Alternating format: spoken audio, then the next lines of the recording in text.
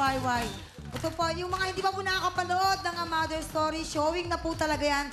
At humihingi muna kami ng paumanhin sa mga probinsyang hindi pa po nakakarating dyan ng pelikula. Hintayin nyo lang po yan. Pero ngayon po lang po nagpapasalamat na po ang TFC at ang Star Cinema po sa inyong lahat, sa inyong pag-aabang. Sa lahat ng mga nanonood, maraming salamat po talaga. Yes, yung mga and hindi Mama, pa, pila na kayo ng bonggang-bongga. At alamin nyo, bakit po pinag-uusapan ng pelikula. Hindi sila magsisisi pag Thank pinanood you. nila dahil maaantig po ang puso, lalo na ng mga nanay na nagbigay ng sakripisyo para sa mga anak. Diba? Yes. At syempre, hindi tayo pahuhuli dito sa HYY dahil meron din tayong sariling A Mother Story, Yes. hindi ba? Kaya naman, kung naalala niyo nung last Saturday po, meron kaming isang dakilang nanay na pinuntahan, si Nanay Lilibet, yung Lilibet. tricycle driver. Na may 7 anak Yes. at nag-ampon pa ng isa pa. Totoo yan. Kaya naman, ito naman po ang isa pa nating ulirang nanay. Panoorin po natin. Ito po siya. Kakaiba talaga ang trabaho niya. Panoorin po ninyo.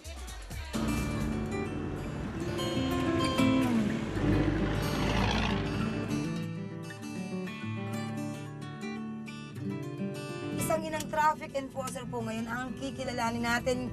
Ay nako, siya po ang solusyon sa buhol-buhol na traffic sa kalye.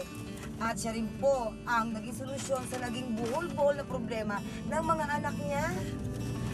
Kaya nako, mabuti pa ay tawagin na po natin si Nanay Edna. At isa na naman po kadakilaan at sakripisyo ng isang ina ang hatid po ng HYY sa inyo. Dito po sa A Mother Story.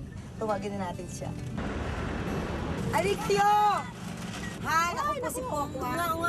Magandang hapon. Nay, ako alam niyo po ba may sorpresa po kami sa inyo at ganoon din po yung dalawang anak ninyo. Ay, salamat. Dahil po sobrang hanga po sila sa pagiging dakilang ina ninyo sa kanila. Opo. Kaya naman po eto na. Ay, Buti pa, dali niyo kami doon sa inyo. Ah, sige, sasakay na ako.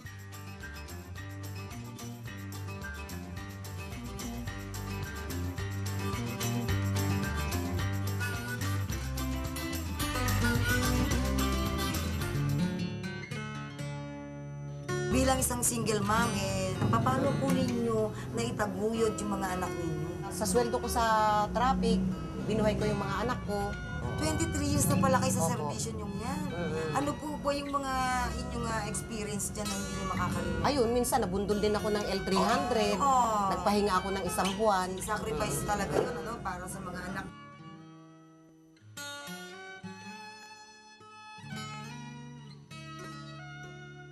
Ano yung mga sakripisyo na ginawa ni Nanay Edna talaga? Na sinasabi niyo, ito talaga the best na nanay talaga. Ano po, minsan kahit para sa kanya na lang po, binibigay niya pa po sa amin bilang tulong po sa mga apo po niya. Paano natanggap ni Nanay Edna yung maaga mong mas maaga ka raw nagmahal, no? Opo. At nagbunga agad ng maaga at the age of 16 po. 16, no? Umiyak po talaga siya. Talagang mali po talaga dahil maaga po. Dahil gusto rin niya ako makapagtapos talaga ng pag-aaral. Bilang isang anak na pinakita ko po sa kanya na nagtapos po talaga ako ng pag-aaral. Yun naman pala. Ganap na teacher na siya. At ngayon ay isa na siya? Isang ganap na teacher. Oo, isang ganap na teacher na talaga. Pero sa kabila naman po ng naging kalagayan ni Grace, bakit po sinusuportahan niyo pa rin siya? Natural, kasi anak ko siya eh. Siyang panganay ko. Inunawa ko siya na bilang panganay talagang mahal na mahal ko. Nakita mo naman yung apo ko, may sakit. Minsan tapos din ako, tinutulungan po talaga niya ako, anak, ganyan, papuntahin niya ako, o meron akong konting pera pa, ganyan, pwede kong pahiram sa'yo, pero binibigyan niya talaga. Mas jolly, balita namin kapag ka daw may sakit si nanay, ikaw daw ang madalas na nag-aalaga sa kanya. Opo. True. Recently lang po, nagkasakit po yung mama ko. Kaya dahil po doon, kailangan ko po siyang alagaan. Na-stop po ako sa pag-aaral. Pero ngayon po, okay na po siya. Mahal-lahat ng mga sakripisyo mo sa amin bilang isang ina. Susuklian ko yun lahat ng mga ginawa mong kabutihan sa amin. Salamat. Hindi ko pababayaan din yung mga apo mo. Mamahalin ka namin, ikaw mag-alala. Thank you, anak. Jolly. Pag nakatapos na ako, ayoko na siya magtrabaho kasi ako na yung susuporta para sa kanya. Kasi ang dami na nang ginawa niya para sa akin. I love you, Ma. I love you. Oh, yung sweet naman.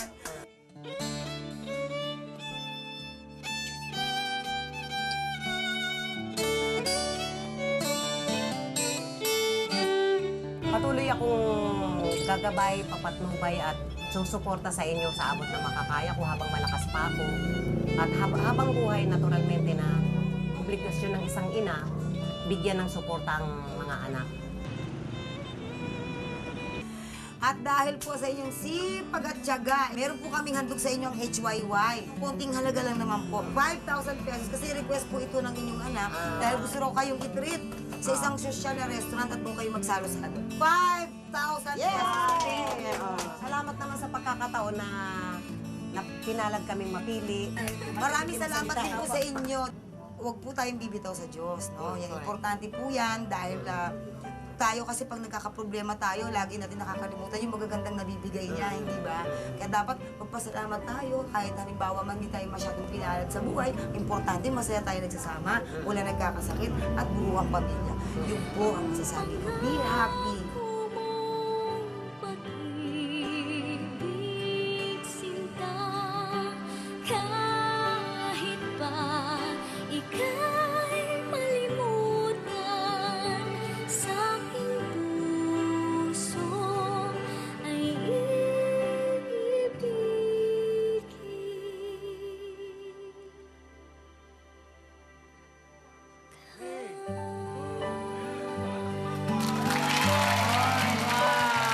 Mabuhay ka, Nanay Edna.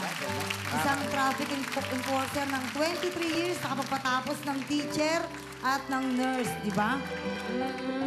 Bilib kami sa'yo, hanga kami sa'yo, at mabuhay ang lahat ng mga nanay all over the world. Yeah, tama-tama. Kaya, baba, Kuya Randy, si Mami ba, nanood na ng A Mother Story? Kami, sabay-sabay kami manonood ng I-treat mo pelikula. na, ha? Oh, totoo yan, Mamay Chiling. Samantala, ito, nangiimbita si Tony Gonzaga, Samuel B. Live sa Dubai with Alex Gonzaga, January 27 sa Dubai Festival City. And happy birthday to Abigail Limbin and Dr. Esmeralda de la Plata mula kay Mama Eri And of happy Japan. birthday kay Kuya Carlo, ang kapatid ko birthday ngayon. Happy birthday. At sa pamangkin mo si Daniel sa Sweden, happy birthday. Speaking of concert, nandito nakita natin Archie D is in the Ayan! house! Archie D, itong Long time icon no ng mga see. 80s. Oo nga. Oy, Archie. Dream come true ito. Randy, reunion tayo. January 14, the Reggae Festival. First time in the Philippines. The Wailers, Big Mountain, Archie D. I'm gonna be hosting the show. Galing lang ako sa New York. And since maganda itong album na to, bibigyan ko kayo. Uy, wow! Kung naalala nyo yung mga Bibigyan kumanta ko rin ng ng mga mga pakita audience. mo, di na ba mapigilan ang kilos mo? Yan ang Archie D. Palakpakan po natin. Kasi based na sa New York si Archie D. Producer siya doon. Don't forget, January 14, Pagadian City, Reggae Festival, Big Mountain, and The Wailers. Thanks! Palakpakan po natin si Archie D. Thank you so Thanks, Arch. much. And syempre, speaking of performances, Kuya Randy, ito naman, YouTube sensation. Ay! At 80 million hits! yes! 80 million. Aba! Tsaka international siya kung mag-perform, ha? Hindi lang dito. Wow! Grabe! Oh, kaya Pakinggan! eto na, live in HYY, AJ and Rafael!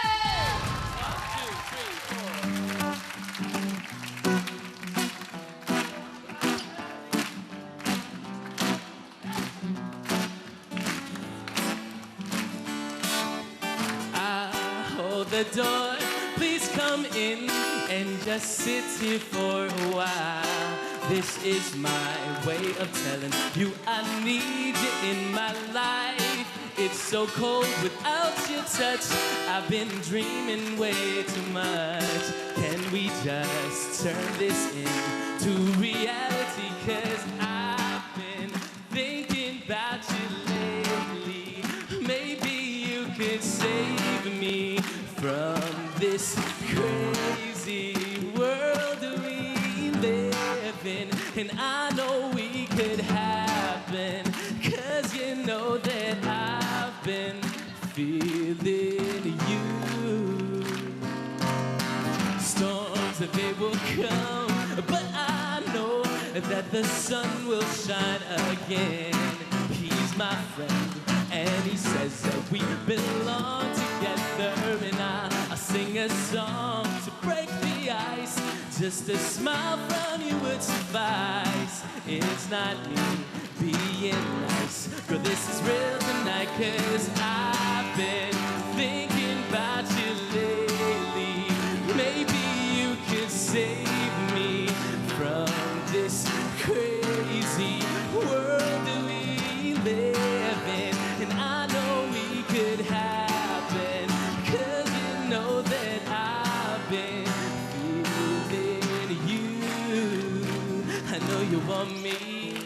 There's no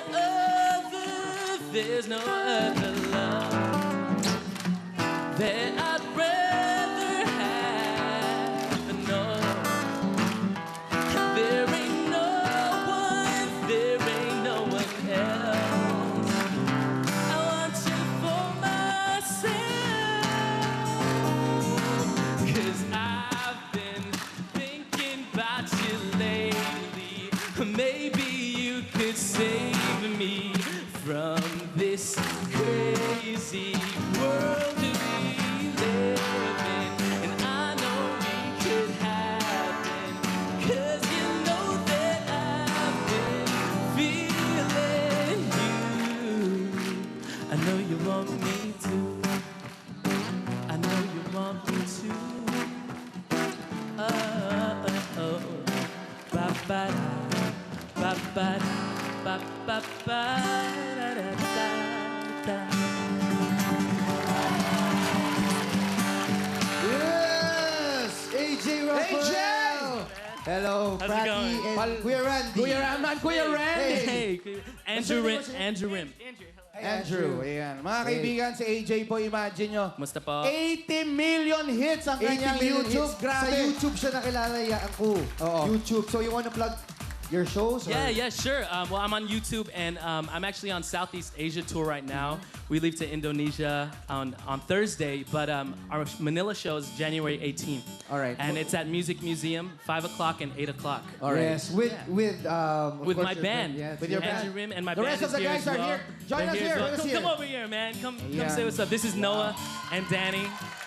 But Hello, that's hello, too hello, short. hello. You'll be having only 2 shows for Manila. You mean January 5 and 8? 5 and 8 And o'clock. after which, you'll be flying back to LA or you'll be Australia after, and then back to LA. Uy, may mga taga-Australia yan, no? Yes. Oh, Which sweet. part of Australia? Sydney, Melbourne, and Brisbane. Yeah. So- Yes, and you wanna thank your friend, Sir Gary V. Yes. Sir Gary V and Tita Angel. Yeah, Mr. Gary V and Tita Angeli, thank you so much for your support.